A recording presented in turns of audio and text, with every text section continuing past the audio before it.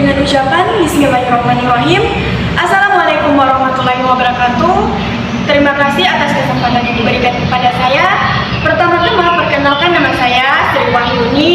Saya merupakan salah satu mahasiswi Universitas Negeri Gorontalo, Fakultas Ilmu Sosial, program studi S1 Pendidikan Kewarganegaraan. Pada kesempatan kali ini saya ingin memenuhi tugas UTS mata kuliah Ilmu Pemerintahan yang diberikan Bapak dosen yang mohon maaf saya sebutkan nama beliau, yaitu Bapak Roni Lukum SPD MSc. Baik, langsung saja pada kesempatan kali ini saya ingin menjelaskan mengenai tuntutan yang diperintah. Sebelum lanjut, pasti teman-teman berpikir dan bertanya-tanya, apa sih itu tuntutan? Langsung saja pengertian tuntutan. Yang dimaksud tuntutan di sini adalah baik hak-hak bawahan atau asasi, atau yang disebut juga hak eksistensial, konstitusional rank maupun hak-hak berian. Hak-hak berkaitan dengan suatu kewajiban atau kesepakatan. Bicara substansial, hak asasi adalah hak yang tidak dikaitkan dengan suatu kewajiban pun dari subjek yang sama, dan yang wajib atau harus dipenuhi atau dilindungi oleh institusi yang berkewajiban untuk itu. Dalam hukum pemerintahan, setiap hak ditegakkan, dipenuhi, melalui, dan dilindungi oleh hukum. Tuntutan adalah tingkat tertinggi realisasi penegakan, pemenuhan, dan perlindungan. Itu dimulai dari harapan bahwa hak itu dapat terpenuhi dengan sendirinya atas kesadaran dan kesediaan pihak-pihak terkait yang berkewajiban memenuhinya. Kemudian, jika hal itu tidak berjalan, permohonan atau tanpa ancaman, jika tidak masih dipenuhi juga, permintaan dengan ancaman sekali lancung ujian seumur hidup, orang tak akan percaya lagi. Tuntutan adalah permintaan disertai ancaman nyata, yaitu tindakan berupa tekanan sosial, tindakan hukum, pembangkangan sosial atau sivil, sampai pada revolusi. Lanjut pada pembahasan mengenai kebutuhan manusia. Keinginan atau want yang terarah pada alat-alat yang dianggap dapat mendukung kehidupan disebut kebutuhan atau need. Van Poelje mengungkapkan kebutuhan manusia pada zamannya sebagai kebutuhan lahir dan kebahagiaan batin. Kebutuhan manusia dewasa ini tetap sama, namun alat untuk memenuhi dan mengerjakannya sudah berkembang. Sekolah berkebutuhan bersifat hierarki, mulai dari yang paling diprioritaskan sampai pada yang paling tinggi nilainya. Adapun kebutuhan yang manusia yang paling tinggi nilainya adalah sebagai berikut. Yang pertama itu adalah kebutuhan pokok, yang kedua keselamatan dan keamanan, yang ketiga kebutuhan sosial, dan yang keempat penghargaan dan kedudukan, dan yang kelima aktualisasi diri. Untuk memenuhi kebutuhan itu, diperlukan alat yang dalam ilmu ekonomi disebut barang atau jasa. Alat-alat itu juga adalah alat-alat untuk pemenuhan kebutuhan manusia. Semakin dewasa manusia, semakin beragam kebutuhannya. Jasa dibedakan dengan layanan, sementara itu kepedulian yang terdiri dari kepedulian terhadap sesama dan kepedulian terhadap lingkungan. Dipandang sebagai kebutuhan yang semakin penting, jasa dalam bahasa Indonesia adalah merit. Namun demikian, dalam bahasa sehari-hari, service artikan sebagai jasa atau layanan. Jasa sebaliknya, orang atau masyarakat yang mengalami atau menerima jasa menyesuaikan dirinya dengan menentukan pilihan terhadap dan membutuhkan nilai atas jasa yang ditawarkan. Lanjut ke pembahasan mengenai barang. Barang seperti diketahui ada bermacam cara mengelompokkan barang. Salah satunya cara adalah pengelompokan menjadi barang komunis dan barang modal. Mungkin dan digunakan sepenuh mungkin untuk menciptakan nilai baru, nilai tambah, dan nilai lebih tinggi mungkin dapat dibagi setiap pihak yang terkait di dalam proses tersebut. Baik, lanjut ke penjelasan mengenai jasa. Jasa dapat dibagi menjadi dua, yaitu jasa pasar dan jasa publik.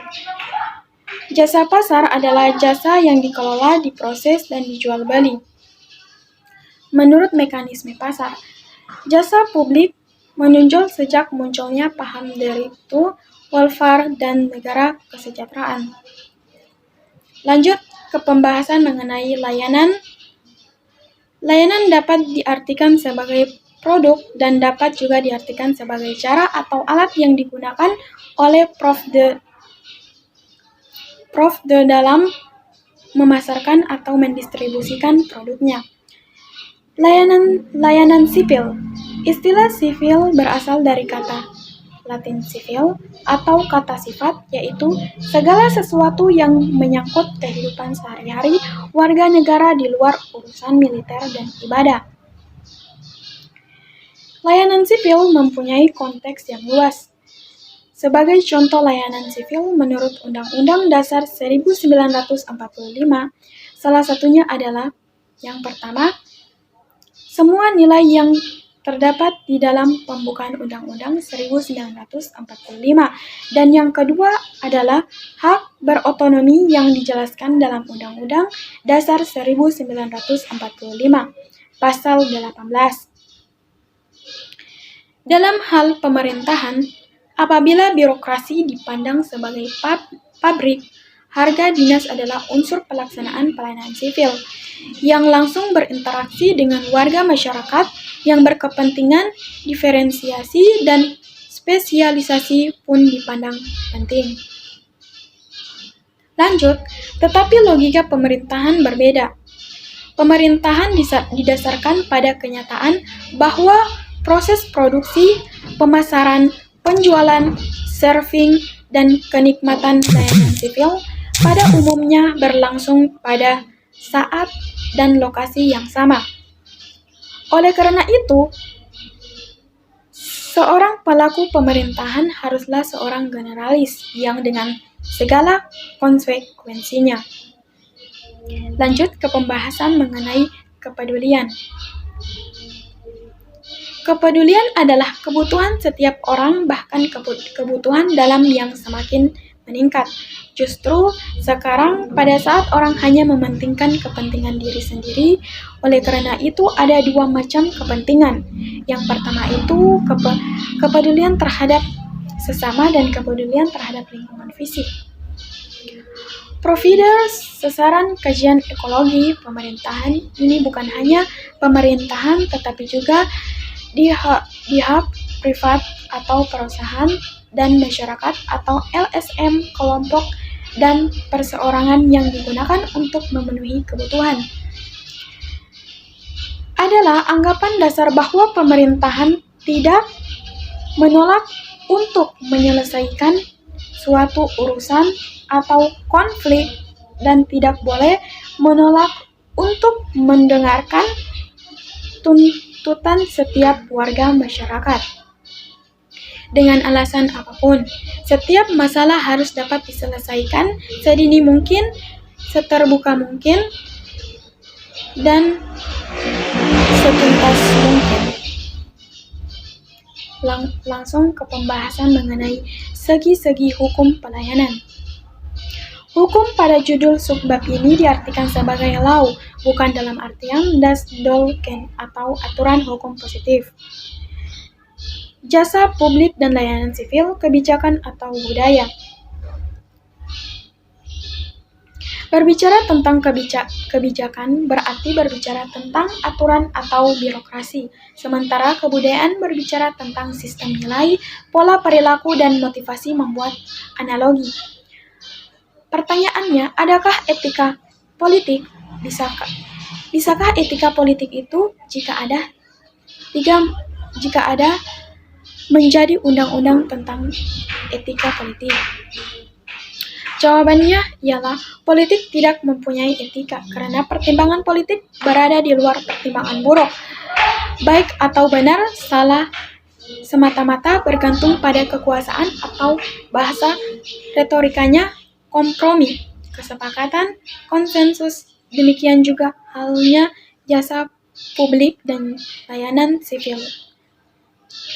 Begitu HAM dibandingkan dengan hukum positif di Indonesia, maka terlepas HAM itu dari sumber nilainya, yaitu kemanusiaan yang universal dan hati nurani, dan masuk atau dimasukkan ke dalam wilayah kekuasaan. Demikian juga dengan budaya. Budaya dikeluarkan dari wilayah pendidikan dan dimasukkan ke dalam ruang pariwisata, maka nilai kemanusiaannya hilang, digantikan atau didominasikan oleh nilai ekonomi. Langsung ke pembahasan mengenai pelayanan dan pelayanan. Pelayanan di dalam ilmu administrasi atau publik berbeda dengan pelayanan di dalam kibornologi.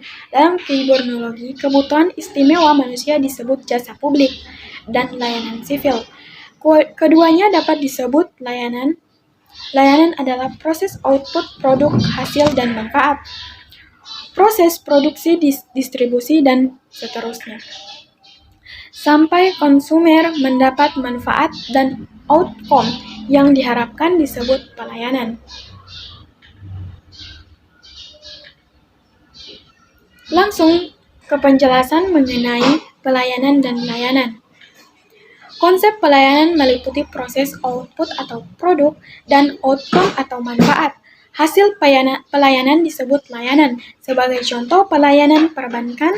Jika pelayanan perbankan itu dalam arti proses, dalam hal ini proses meminjam, maka layanan adalah layanan pendukung pemasaran seperti keramah tamahan karyawan, kenyamanan ruangan, fasilitas jaminan, dan sebagainya. Layanan dalam arti output adalah uang pinjaman dan kualitas dan kuantitasnya. Sedangkan layanan sebagai outcome adalah nilai manfaat atau guna yang dipinjam.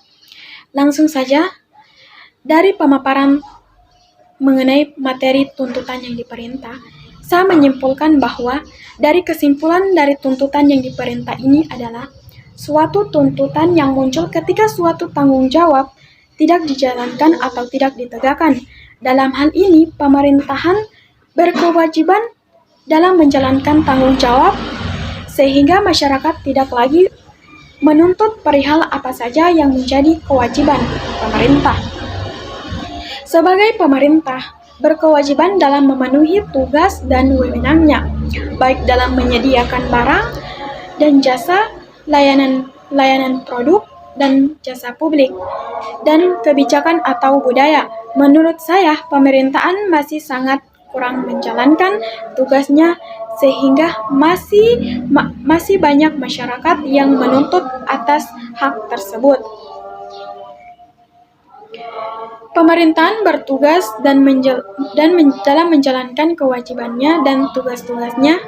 Pemerintahan tidak boleh menolak untuk menyelesaikan suatu urusan atau konflik dan tidak boleh menolak untuk mendengarkan tuntutan setiap warga masyarakat. Dengan alasan apapun, setiap masyarakat harus dapat diselesaikan sedini mungkin, seterbuka mungkin, dan setuntas mungkin. Pada kenyataannya, masih banyak yang belum ada kepastian secara jelas. Pembukaan Undang-Undang 45 syarat dengan nilai layanan sipil sebagaimana ditetapkan lebih lanjut di dalam pasal-pasal 26, 27, 28, 29, 30, 31, dan 34 atau lama, namun masih ada beberapa nilai yang tidak atau belum dinyatakan secara jelas. Jadi dapat disimpulkan masih banyak kekurangan dalam tuntutan yang diperintah ini, terutama tuntutan atas masyarakat yang ingin suatu kewajiban pemerintah ditegakkan agar dapat menjadi masyarakat yang tertib dan aman. Tidak ada suatu masyarakat yang menjadi